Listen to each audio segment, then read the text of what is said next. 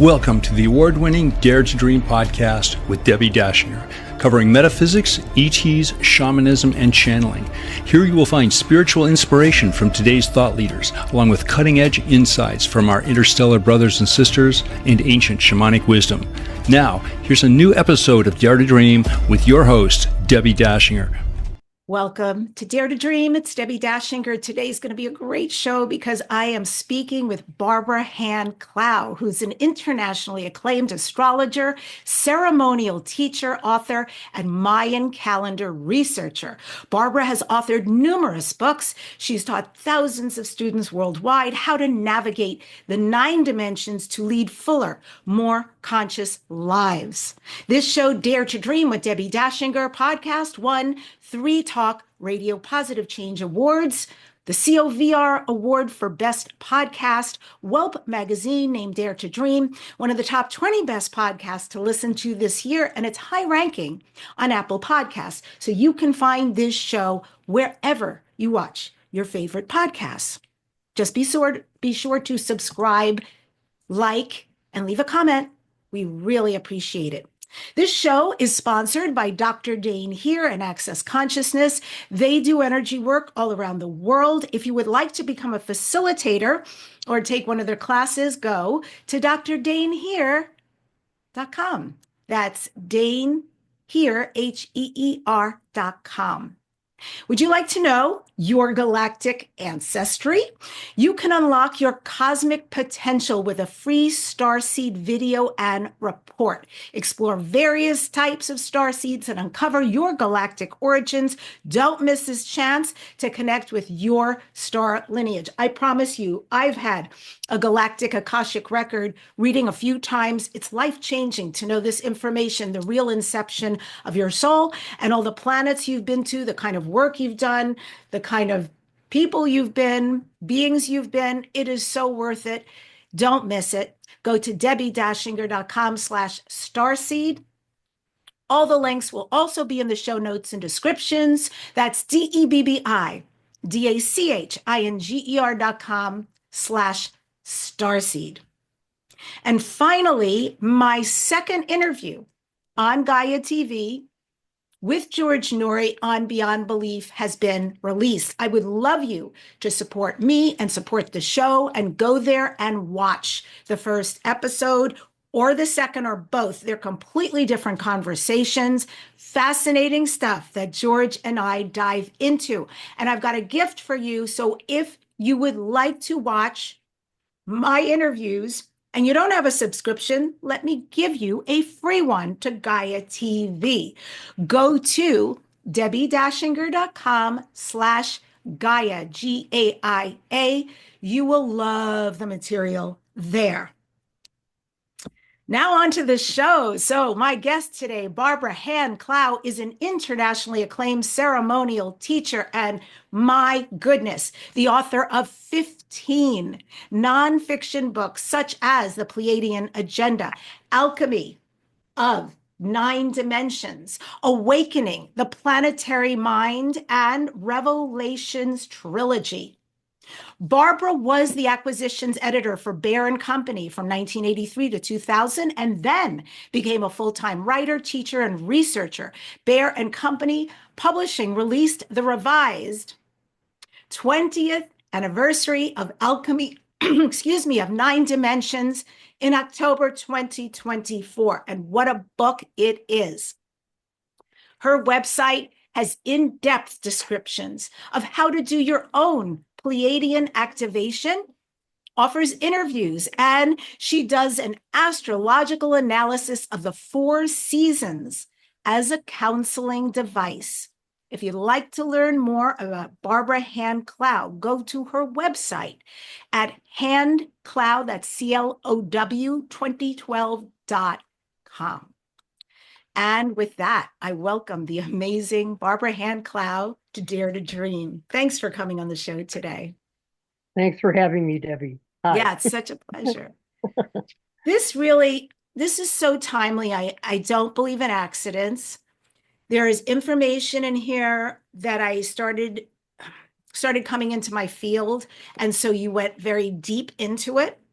which lets me know I'm on the right path. And also, just absorbing your brilliance of being able to comprehend so many different pieces of the cosmic puzzle and the earth puzzle and somehow weave them all together to make sense on this very 3D, but also very cosmic journey that we're on. So how was it for you putting this together and also the 20th anniversary book? Yeah, well, it started with the Pleiadian Agenda, a new cosmology for the Age of Light, which came out in 1995. And that was a channel book, the only channel book I've ever written. And so then my husband Jerry and I, we've been married 50 years and we teach together and everything. And he and I went out and taught the material that came in from the Pleiadians for 10 years. And during that time, I was collecting data that verified all these crazy things the Pleiadians said in 1995. Like I knew science well enough to know that a lot of it was going totally against conventional science. Kind of hard for me to write the book because of that, but I did. So in 2010, I decided to do a scientific analysis of the Pleiadian agenda. And this is the only scientific analysis of a channel book that I've heard of so far. And so that came out in 2011. And then I kept on going, teaching and all that. And then more data came in and more data came in. And now the data that has come in, especially during the recent 10 years, but especially just as you and I were talking today, this is April 2025, and in March 2025, some of the most startling discoveries that have occurred on our planet happened, and I'm sure we're going to want to talk about that. But those discoveries are turning out to be a total verification for the material that I brought in, even the way I ended up teaching it. That was the most mysterious thing, was I just came up with this way to teach this crazy stuff. And it turns out that people have been doing that particular method for at least 10,000 years. So we're really at an amazing point now. And it's a real delight to be on your show because I've always felt that the whole yin and yang teaching with half dark and half light, I've always felt that that was a good teaching and a very correct teaching. But boy, are we in the middle of getting a teaching now, because just as soon as the light comes in, such as these discoveries on the Giza Plateau a few weeks ago, then the dark comes in. And so right now, as we're sitting together in a position to talk to each other in 3D, the global financial system has never been closer to a state of collapse. And so there's just this incredible awakening going on now where a person understands something in the dark, and then what happens next is then they get an insight on the light side. And I think the more that all of us look at it that way, I think the better, because we can avoid being afraid and feeling like it's dangerous or anything like that. It just simply is the way it is. That's super helpful. I'm glad you're talking about these things right now. And yes, right before we get into that, because I think that edification for the audience is going to be very helpful with your outstanding astrological understanding of what is going on and why we're supposed to be where we are, as uncomfortable as it may be for many people. I just want people to know a little bit about you, Barbara, because you have had this extraordinary journey weaving astrology, ancient civilizations, ET contact, and also consciousness studies. So talk about your spiritual experience at the age of 5.5, when you had a profound encounter with other dimensions that you describe as either a near-death experience or as an abduction. Yeah. Thanks for picking up on that one, because it really is a crucial point. And I'm quite sure that it was a near-death experience. It certainly bore all the marks of that. But what happened in the physical plane was I was sitting on the top of about a 12 to 14 foot tall column that's near my house that I like to sit on. It had a great big round concrete ball on the top of it. And I used to just sit up there and just tune into the universe. And was and still is a cathedral about 1,000 feet from my house and where that tower was located.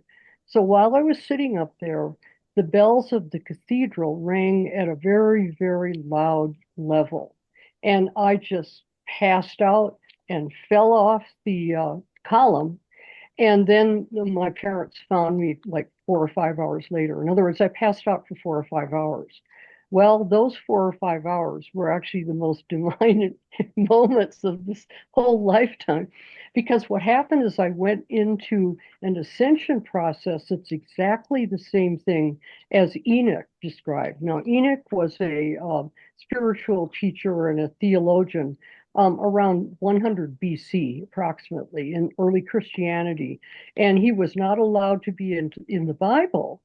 He's considered an apocryphal writer, and he was not allowed into the Bible because what he was talking about is what happens when you really get in touch with spirit.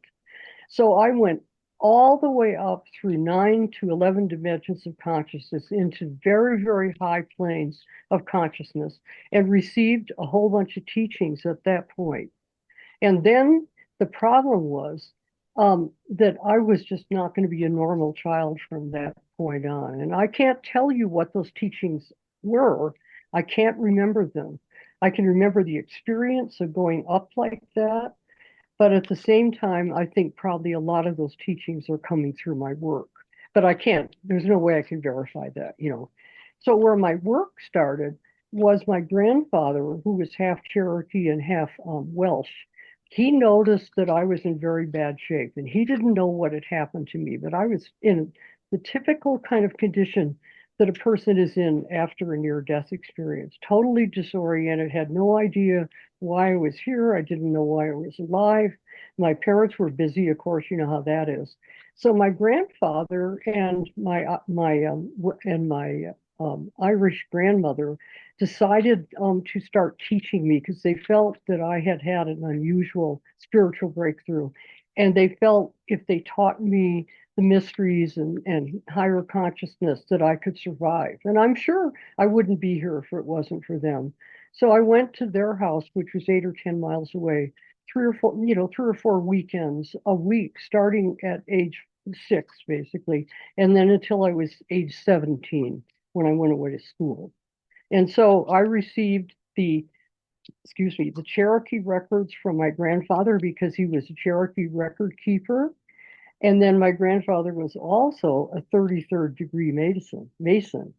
And so I've had a hell of a time in this lifetime sorting out what's Cherokee and what's Masonic. It's a continual quest, you know. Then my grandmother was very, very tuned in to the spirits and to the little people, and she was very mystical. And I just had a completely mystical training, literally. They deliberately trained me when I was a child. And I'm so fortunate to have had that experience. And so I never shut down, Debbi, is what I'm kind of trying to say. Other people around me kept shutting down, but I just never shut down. And I still haven't shut down. Yeah. So let me ask you a question about that, because a lot of people I meet who are doing the work as visibly as you are and have been, after a period of time or decades, they say, that's it. I'm not traveling anymore. I don't want to go around the world teaching. Is that true for you and Jerry as well? Or are you still, from time to time, offering what you know and do to the world? I'm sure that we will be doing some things where we're not, like we used to teach weekend workshops. We used to teach 10 of them a year, 12 of them a year, all over the world, while we were running Bear and Company, for example. So there's no way that we're going to resume a teaching level at that point. But what I feel like I probably will be doing and am doing is speaking, like as I am with you, and then also on my website, these seasonal analyses are really important because we are really in a very, very difficult time. And it's not going to get easier at all, as far as I can see, till at least 2027. I keep hearing that. I at keep least. hearing that. Yes. I think Yeah. in the beginning, people such as yourself were being kind to the collective and just saying, this is going to be a hard year. So all of us in our minds thought, "Phew, I'll make it through this year and then next year will be easier." Now, finally, people are coming out and saying the truth, which is, yeah, we've got a span of time ahead of us, pull up your britches kind of thing and dig your boots into the ground.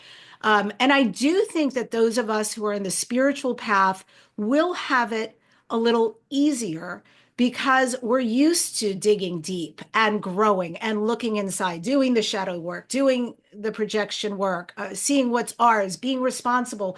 And hopefully, and God knows this is my message right now, when I teach classes and people are asking, well, what can I do? What can I do? The simplest thing: go outside, take off your shoes, put your feet in the grass, connect with the beautiful Mother Earth, who is not a resource, who feeds us, clothes us, houses us, but is here for us all the time. Give her respect and love and connect with her, have conversation. Just start there.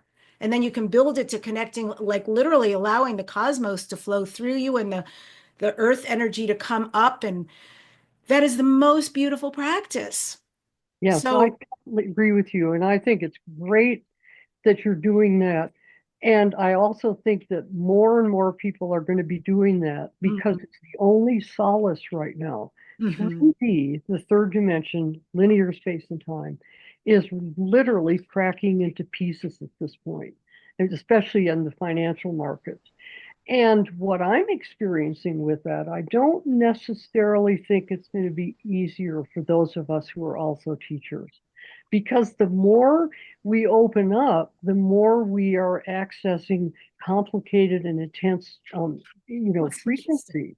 And so what I've been experiencing during the financial market crash, and I follow finance very closely. First of all, because I think it's important, but also I used to give financial astrological advice, like 30, 40 years ago in Chicago. And so I understand finance to some extent. And we're going into a head-to-head battle with China. That's what's happening. And I don't want that to be war. But the Chinese people are kind of like our mirror opposite uh, uh, friend out there, in the sense that the Chinese people are very frugal and they really work hard for the collective and for their country. And Americans are spendthrifts and how it is. Debtors. So we're a mirror image of each other, but China has gotten us into the corner at this point because China is actually in good financial condition and we are not. And so I don't really think it's going to be easier for us. Like for me this week, as the markets were going crazy, I found I kept feeling the third dimension crumbling all around me. Never felt anything quite like this before. And I realized, like, oh my God, I'm right. It is crumbling because we're moving into a higher frequency. We're moving into being able to cope with the fourth dimension, the dark and the light. And we have to master that. Anybody who's going to survive on Earth has to master those principles. And then we're also starting to move more firmly into the heart. So it's not a negative, but at the same time, it's extremely disorienting, Yeah, thank you for you clearing know? that up. Absolutely. I know because I read this beautiful blog that you wrote about what transpired before and during and upcoming with this March 2025 happening. So last fall, Pluto went into Aquarius. You say it's going to remain there till 2044, which opened us up to the age of Aquarius.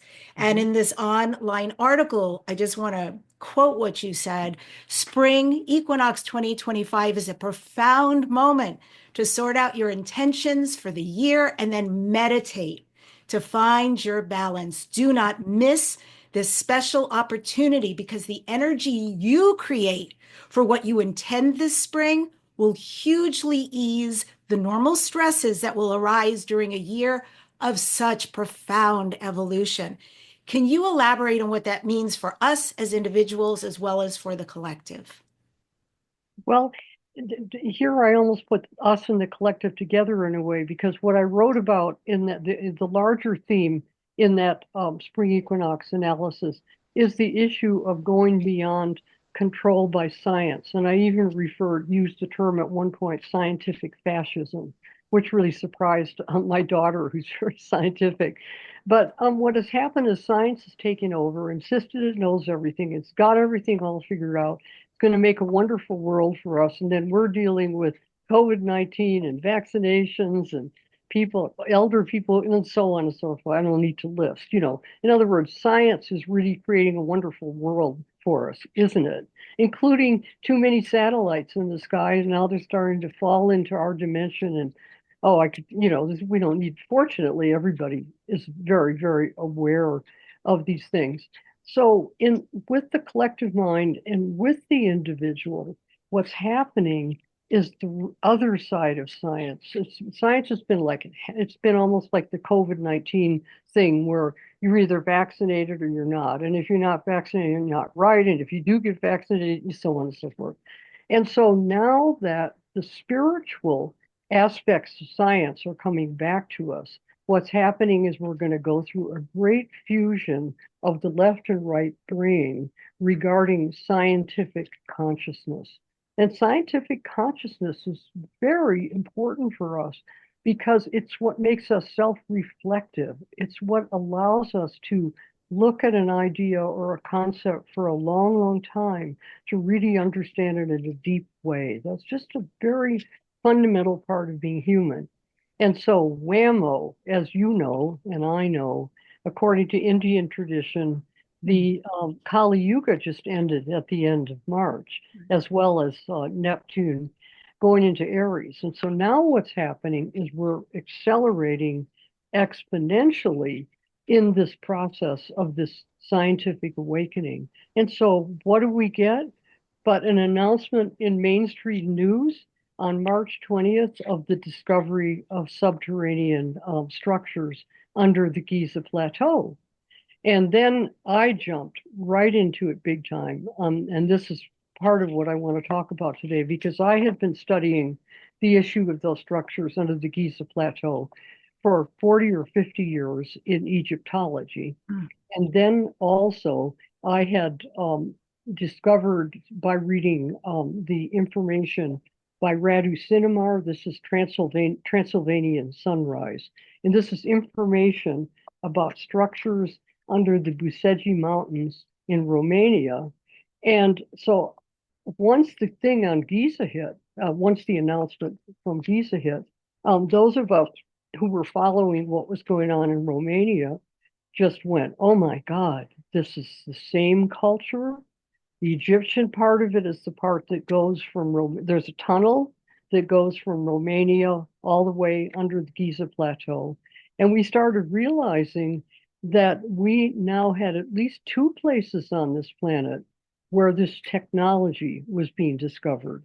And this technology is somewhere around 50 to 100,000 years old. People are activating it. Scientists on our planet are activating this ancient technology. And in case you haven't heard about it, these same structures exist under a megalithic site in Montana in the United States.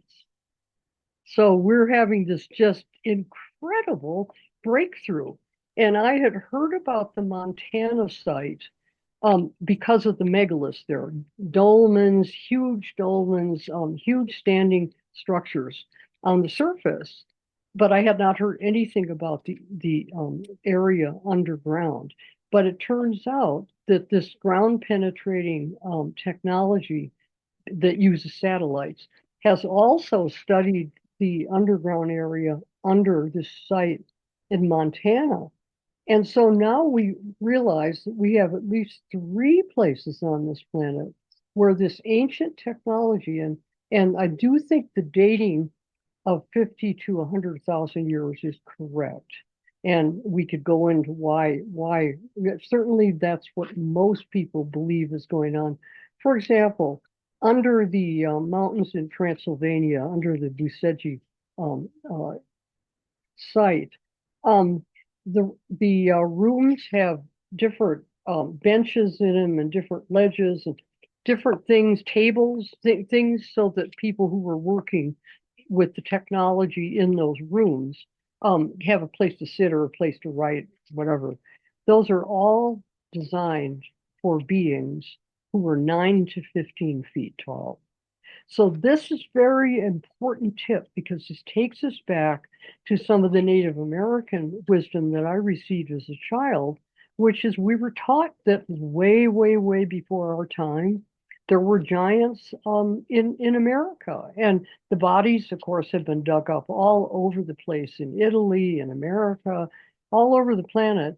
And in the United States, this is completely stifled information because the Smithsonian Institute used to take all the bodies of these 9 to 15 foot tall beings and do away with their bodies. So what I'm getting at is we are in right smack dab in the middle of a fast awakening of the fact that there was an ancient advanced civilization way before us, and that we are working at this point on evolving ourselves so that we can recover the ancient wisdom that we lost. Yes, yes, yes. I love that we're talking about this. I got so fired up reading your book, and also I listened to it in my headphones at the gym. And this information is mind-blowing. It's the best sci-fi movie ever, and it's real. And after reading and listening to all of your information that you so generously share, I just had to start digging, digging, digging. So I want to ask you many questions about this subject.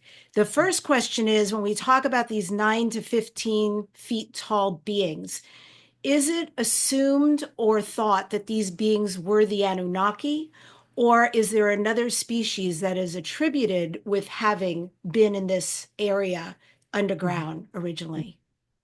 There's lots and lots of opinions on this. Mm. And for some reason, I've never been concerned about it. I mean, it's kind of obvious to me, always has been, that we're in a galaxy that's in a universe, and there's lots of other galaxies, and there's just lots of other beings and civilizations and cultures and genetic lines. And I've always thought that the idea that it wasn't that way was just so stupid that I hardly ever think about the idea that we're the only ones.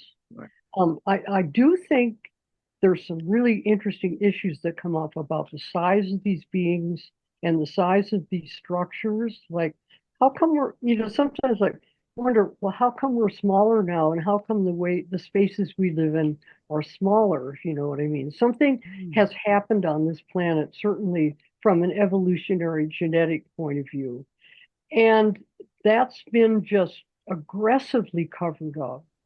And you have to ask, well, why has it been so important to cover this up? And this is where I think you have to go right to the Masons and secret societies and all that, because for some reason, some of the secret societies on our planet have done everything they could to keep us from getting this information. But at this point, Debbi, the cat's out of the bag. When you start getting announcements like in the Daily Mail in England about the site in Giza and what's underground there, and it's this particular site is under Khafre pyramid. That's the middle pyramid on the Giza plateau. And it's a mile underground. And with what is it called? SARS technology, resonant technology.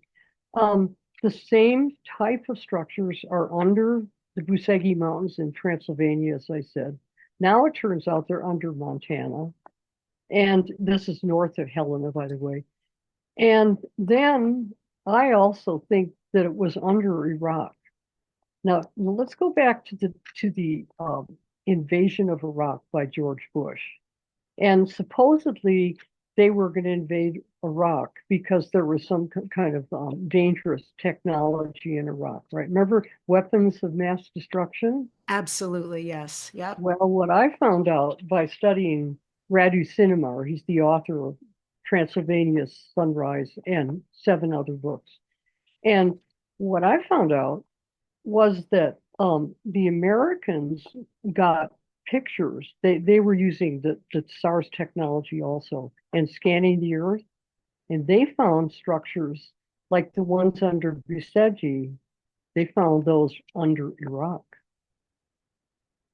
And so I think that George Bush and the Americans were trying to get in there in order to get a hold of that technology. Wow. So move over greed for oil. We have a whole nother potential here about what the Americans were really doing in Iraq. I have definitely heard about Iraq being connected to these underground tunnels, and I have not heard of Montana. So that's fascinating. That's one I'm going to explore. I just want to give the audience a little bit of background so they can follow this because this is so fantastic, this information. All the way back in 2002, there was a Pentagon satellite that detected an unusual underground formation within what Barbara's talking about, Romania's Bucegi Mountains. And it revealed this tunnel that started leading to this large dome-shaped chamber. It has tables, it has chairs. It's suitable, as she's saying, for beings much taller than humans today. And it even has a holographic library showcasing the history of the universe. I love this information. What a time to be alive. So the chamber has said that it is protected by an energy barrier that actually could cause, to some people, fatal cardiac arrests if they attempted to access it unauthorized. So also just another piece, this discovery, which as they kept, so to speak, digging deeper into what is this, what is being picked up here, what is being detected, it showed 5 multi-level chambers, 8 vertical shafts, 2 massive cubic chambers, and an extensive tunnel network that is leading to these places, completely different countries and places on the globe that Barbara is talking about. What do you think, Barbara, this means right now for us to And just find to, this and yeah, know just this information? yeah, just to correct you, that what you just described was what it was like under the Giza Plateau. And then the same type of buildings and all that were under the Buseji Mountains. So anyway, what do I think it means? Is that what you just asked? Yes, thank you. And thanks for clearing that up. Yeah. So what was your question? Yeah, what does that mean that right now, in the midst of all this other interesting experience on the planet Earth and being human and part of an interesting even humanity with so many different dual choices, that Yeah. this in particular would arise and become now common knowledge, that all of this exists, that frankly is showing the history we were taught. I think many of us in this field know was really not true. So what does it mean? And where do you think this is going to go? Well, thank you and you actually almost walked into this when you mentioned that only certain people can go through the barrier to get into these structures, and that people can have cardiac arrest or whatever. And so all of the technology described by Radu Sinamar, because that's, it's kind of like Transylvania is kind of the university of the new megalithic structures on the planet. I mean, only because the head of a secret group in Romania called basically the Romanian secret police. They had a man who was in charge of the whole project, and his name was this, by the way, is not fiction, it's all nonfiction. So his name was Cesar Brad, and then he was the teacher and the mentor for Radu Sinamar, and he just loved, or Chinamar, and he actually just loved Radu. And so he asked Radu to write books about what they were discovering. And so we have these 7 books with detailed descriptions of what goes on with people attempting to go through these barriers, like to get into these sites, or people who are activating the time machines and time traveling and everything. And what's fascinating about what Radu has managed to do, and this is where Radu Chinamar and I just have an absolute joining of minds. Nobody's basically has ever met him because he just kind of disappeared a few years ago. But what he showed, and he showed how, he showed that unless a person had activated 9 to 11 dimensions of consciousness in their brains, they could not activate and resonate with this technology. So, from my point of view, having written about 9 to 11 dimensions of consciousness, and the other thing I investigated was the Blue Brain Project, because now scientists have managed to map these dimensions in the human brain.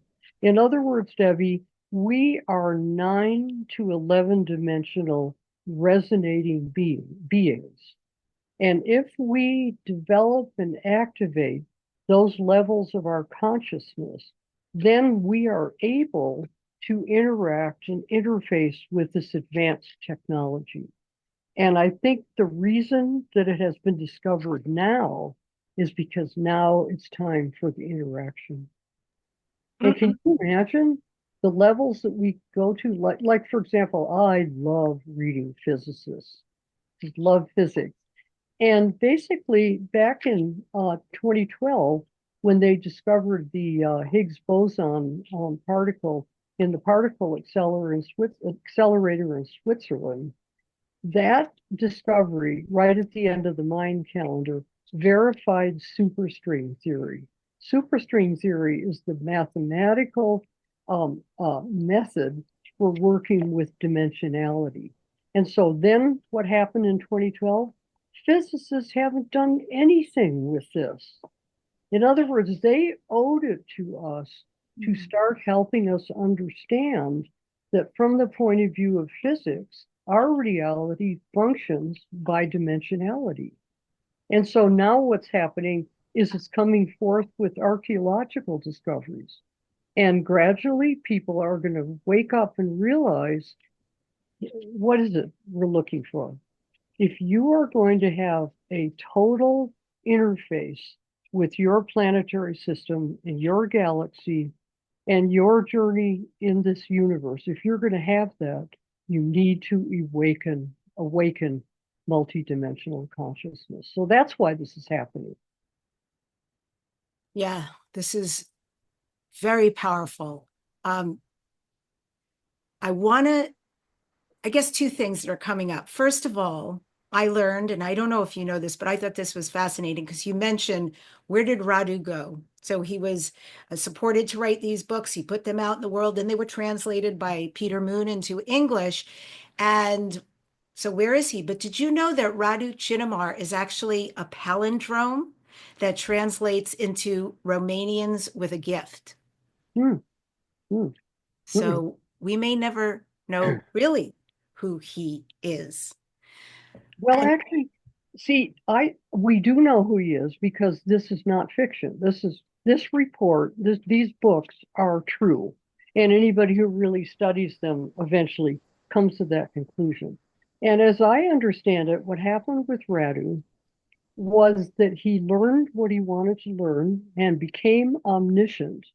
And like many, many people who reach that state of consciousness, unless he for some reason felt like he should do more, he's just in an altered state, happy as a coot.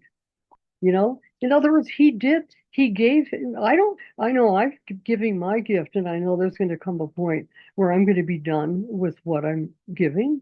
And none of us has any obligation whatsoever to have to go on and do something forever and ever and ever.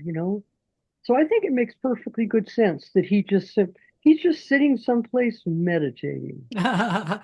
and as you were saying about Cesar, Brad, and Radu, uh, it's incredible to think he was spending countless hours traveling back in time to access the real history of our species going back 1 million years. The most I've heard thus far has been 500,000 years. 1 million, that's a new number. That's pretty exciting. And apparently, he also studied how primate DNA was enhanced by beings from the Sirius star system. That's right. Many things like that. And most of this information is in those 7 books. And read all 7 of them about 3 times. I'm reading them again because they're just so rich with information. But let me tell you from a personal point of view why I don't feel Radu owes me another word. What Radu did was, after working with the time machine for a couple of years and going back a million years and all that stuff, he finally said to himself, well, what does this mean for Romania? What about Romania? Like, what's special about Romania? And he went like, I want to really know the story of my culture. So what he did is he used the time traveling machine to go back over approximately 10 to 12,000 years on the land in Romania to get he learned about what the houses were like, how people lived, what their villages were like. He learned that Romania is kind of the generating culture after the last cataclysm. And let's just put it in there that around 12,000 years ago, we went through a terrible cataclysm on this planet and lost a lot of what we know. And so he went to the period basically after the cataclysm and just time traveled, watching people, what are they doing? And then he realized one day when he was on the time machine that people were gathering for a ceremony. And so he has a page in one of his books describing the ceremony that the people were doing in 9,000 years ago in Romania on the top of a mountain. And it is exactly the same ceremony that Jerry and I created and taught for 10 to 15 years. Now, can you imagine what it was like for me to realize, like, oh my God, this teaching that Jerry and I have been working with is at least 9,000 years old. And now, of course, I've gone way back further. And I think this is the central energetic teaching for the planet Earth for 100,000 years. I think this is the issue of the Paleolithic era. And this is important information, by the way. This is Pleiadian information, but I know it's accurate. And this means that these sites that we're discovering are 50 to 100,000 years old, because after we don't see the same technology or culture after 50,000 BC. You know? Yes. So I love what you're saying. Given us, you know? Ugh. I think ceremony, just as an aside, is incredibly important. It always was. It's something we got away from with all our separation from nature and each other and the cosmos. And I think, once again, this is going to be part of the healing, coming back as community into ceremony, into ritual, right? Into reverence. Yeah. And you had mentioned a little bit earlier about the earth, about being here on the earth. And according to the Pleiadians who you channel, the P's, you call them, the core of our earth is iron or crystal. I think this is very important, that that's the center of the planet. And because we have iron in our blood, you say, we are wired to vibrate with Gaia, with Mother Earth through our blood. So beautiful. How do we access this? How do we use this intimate crystalline iron composition or components from the earth that also run through our bodies? Well, as you know, there are blood healers. There are healers who work with different techniques for activating the blood in people's bodies to purify them. Especially, I think, Guatemalan shamans. In other words, this is a healing technique on the planet. And so what will happen, this is why we need the information. What will happen is someone will hear it from you or read a book by me maybe, where they'll realize, like, oh, I feel something in my body. And what happens is, if you have that resonance in your blood, and it's not everybody does, it's just a skill.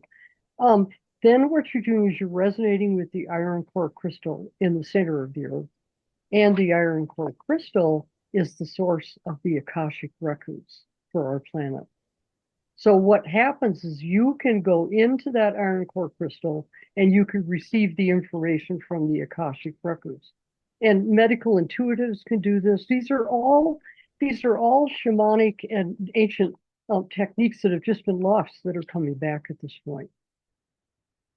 And does this have something to do with why people who like to do healing in various places around the earth will bring gems, bring crystals, and find a very sacred place to put it in and do a ceremony there to heal the earth or that portion of the earth?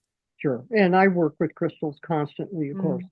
to get what's great about crystals is that they're information storage units. Each crystal stores information. And so for many years, I'm a mother of 4 children. I had to work at a publishing company, writing books, busy life. And so I had different crystals if I was working with a particular issue that I was trying to understand or activate. I would hold a certain crystal, and the crystal would store the records of what I was bringing in. And so, really, the way I was able to bring in the records of 9 to 11 dimensions was by working with the crystal for each one of the dimensions. And then that crystal they've only been sitting around for a few million or billion years, and they'll just happily take more information. That's so interesting. For the holidays, my sister-in-law asked me for a Lumerian seed crystal, star seed crystal, because she Mhm. feels very connected to Lemuria. So anyway, I was able to work with somebody phenomenal to get her something special, and she loves it. She sits with it every day in order to acquire its information and for them to get to know each other, the crystal and she, to start forming a connection and a bond. I Well, think, they're like little homes for us, aren't they? yeah, And they do it little happily. hard drives. Yeah, little hard drives, right? Exactly. Yeah. You bring up the shamans when in your, I'm just going to hold up the book again for folks to see. Super, super worth it to get and invest your time in this book. In your book's chapter called Sixth Dimension, you write that shamans can read DNA language while in an altered state. Can you Mhm. share more about the shamanic ability? How does it manifest? What does it mean?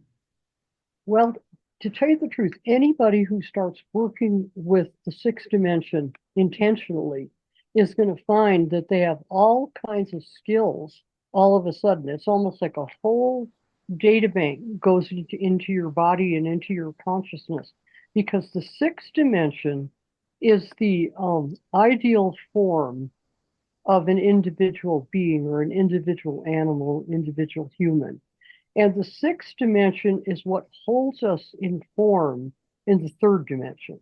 So, for example, if you want to avoid having your knees go out and having your health fall apart, do yoga, because yoga is a very ancient science that teaches us how to align our bodies with the sixth dimension.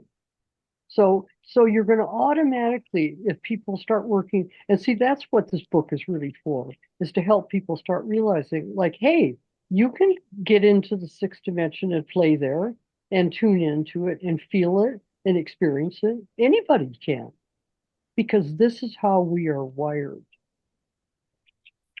Also, you talk about how shamans see serpentine images. So, all of this is very meaningful to me. Mhm. I've been on the shamanic path for over 5 years. This is the a lot of what I speak about. I speak about shamans and extraterrestrials because I feel like there's a deep, loving, interesting connection there. But some of what you mention is just in a different way how you talk about it. So, it's beautiful for me. I talk about the animal medicine, so the serpent medicine, because it is beautiful medicine. And we're in the year of the snake, the wooden snake. So you were saying in your book, well, shamans will often see serpentine images, which is also true for those who ingest plant medicine. A lot of times they'll see a serpent. And Mhm. you also said that shamans will often see the double ones that resemble the DNA double helix, also the caduceus. And so for me, this is wow, this is like letting go of what no longer serves us, which I also think is the energy of this year.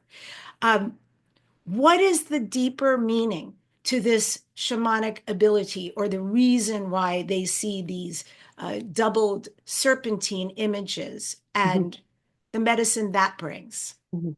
Well, first of all, the double serpentine images, of course, are very close to DNA and very close to just the basic creative structure of life and of human bodies.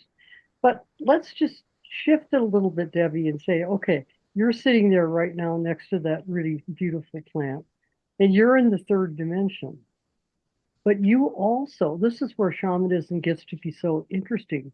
You also actually exist in other parallel dimensions, which of course are very carefully described in my book. But you're very conscious of your body sitting there, and you're very conscious of what you're thinking about, what you're feeling.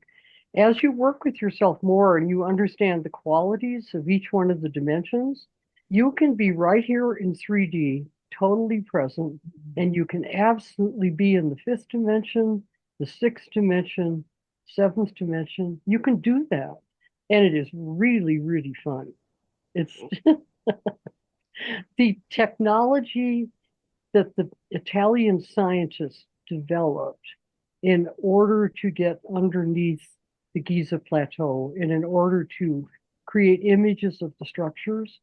They created those images, and I don't understand the technology, and I've listened to them describe it, but they found a way to cause sound to manifest as form. And so those images that we see under the pyramids are actually being created by sound vibrations. The other imaging that they use for going under the surface is more, it has more to do with electromagnetic waves and stuff, but this is different. This is sound. Now, as you know from my book, sound is the seventh dimension. And so my husband, Jerry, is a very seventh dimensional being. Basically, he's an Andromedan.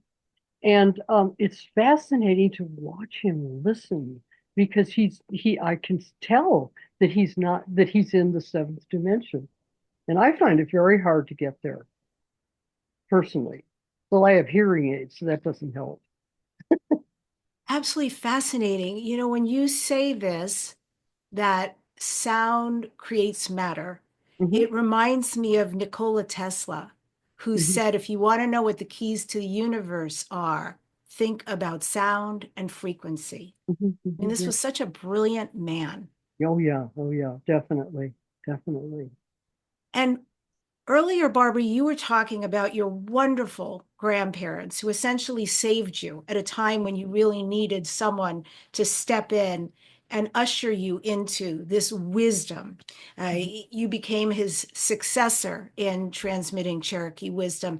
And also part of what happened between you was that it was in order to prepare you so that you could share this information during times of global crisis. Hello, here we are. Yeah, So I know.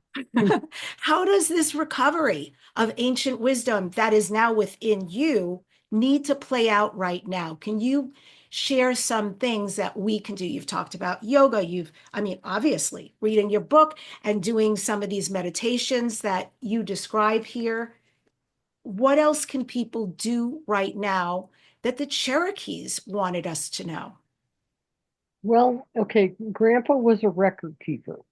And our tradition, the teachings are passed from man to woman and then woman to man and then man to woman. You never pass by generations to the same sex because if you do, you'll start to have power imbalances. So my grandfather needed to pass to one of his daughters. He had three daughters and two sons. But his problem was he consulted with the guides and everything, and they said the problem is they're not going to be alive in the 20 from 2000 to 2030 or whatever, because they're older. And so he decided he had to teach his granddaughter. So that's how I ended up receiving the teachings. And so if you really become more sensitive to a lot of things that are in your life, people are trying to teach you all the time. People are trying to pass wonderful, beautiful things to us all the time. And we've just gone through a period where people haven't been listening very much, which changed a lot. Boy, it changed a lot like in the 1970s, 1980s, 1990s. It's been great. But we're in a period now where people aren't listening to other people very well. Part of it's COVID. That was part of the plot to shut us down. Whoever these powers are just decided if we can divide them and they'll conquer them, you know, That's just what we're struggling to unravel right now. So we've really got to start listening to each other. Hmm. And you've also said that there's going to be an important eclipse that will occur in June 2027. Mhm. Can you share some highlights about the event in 2027, what we can expect or what we may experience? Unfortunately, what I saw in that vision was so overwhelming. This was back in 2022 when I saw what was coming in February of 2027. So like 5 years before, it was so overwhelming and so huge that I realized the only way that I could ever get a hold of it was to go season by season by season. So once I received that, what I did is the first teaching here is Spring Equinox 2023. And now we're Spring Equinox 20. So we've had like 8 of them. And all I've been able to do literally is go season by season. Like with the teaching that came through this spring, I never in my life would I have ever thought I would say the things that I said in that teaching. So what I'm really working, and I guess my intention for the rest of my life is to just find my voice and give what I can. And I think that's what all of us need to do. Find your voice and give what you can. Yeah. Yes, absolutely. We all came here to sing our song out loud and hopefully be a piece of the puzzle of heaven here on earth. Mhm. So And part of that particular date, that 2027 date, that's actually connected with Chiron's return to where it was when it was sighted back the in, wounded healer. yeah, Chiron the wounded healer, yeah. So we are going to have a full moon 2 days from now. On this Saturday is a full moon coming up, and in this full moon, which is the moon opposite the sun, obviously, Chiron is exact conjunct the sun. So the sun is conjunct Chiron, opposite the full moon in Libra. And something is coming in the next 2 days. I have a feeling that we really could be right in the middle of a progressive financial collapse. There's certainly plenty of indications that that could be true. And hang on to this one, because the one thing we know, if there is a financial crash with this full moon in the next few days, because Chiron is right there with the sun, it means that that financial crash will end up being a healing event. Because, they aren't all, some crashes are good, some crashes are bad.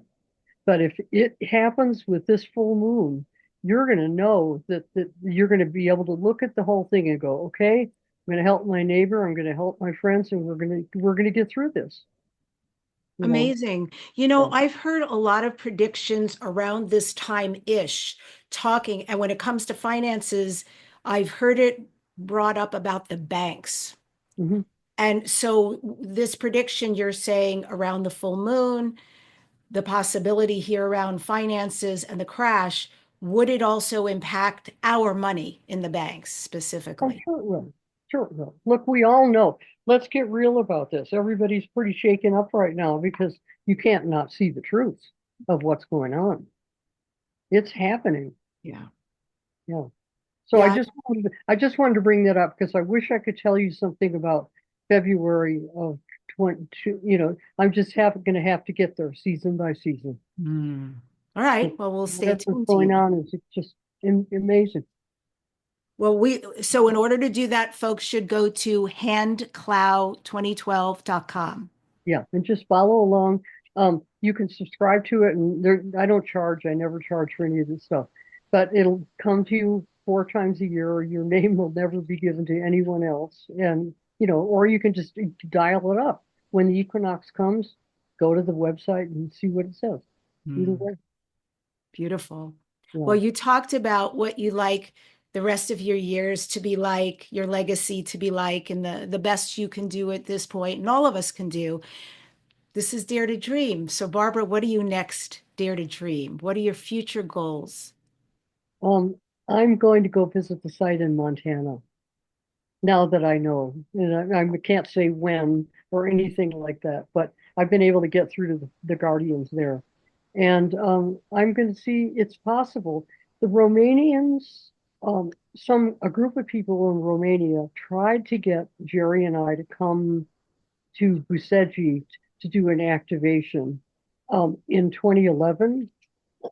And we couldn't go that far. We couldn't take the time. But at that time, I thought that what people said about what was going on there was completely insane. I thought this is the most insane thing I've ever heard. Last thing I'm ever going to do is get anywhere near this. But I would love to be able to experience that energy here in our country. Amazing, Montana. So Okay, that's well, what I'm dreaming about right now is going to Montana and visiting the stones. well, I'd love to hear about it. I'll definitely be signing up on your website. Thank you so much for bringing this conversation to us today. And again, folks, this is just one of 15 books. You will not be sorry. This is Alchemy of 9 Dimensions. Obviously, you could get it on Amazon and at all major bookstores and platforms. Barbara, thank you so much for coming on the show today. And Debbi, thank you for being so well read and familiar with my material. I deeply appreciate that. And this has been wonderful. For me as well. It's so special to talk to somebody like you. Folks, I want to end today's show with this quote from Barbara Hand Clow and her book, The Pleiadian Agenda. The best thing about the new energy field activating your planet is that you will find yourselves more able to create your own realities because the expansive nature of the Sirian geometric field makes synchronicities visible in 3D. If you just follow the connections between unrelated things, you can create anything. This expanded field will harmonize your body to any higher vibrations that you can detect. So let your body lead your choices. Subscribe to this #1 transformation conversation, the weekly Dare to Dream with Debbi Dachinger. Leave a comment, share, and like. I read all of your comments, and I'm so grateful that you guys are also on this journey. Next week on the podcast, I am featuring and speaking to Neil Gar, the founder of Portal to Ascension and a dear friend of mine. Thanks, everybody, for joining us on this extraordinary conversation today.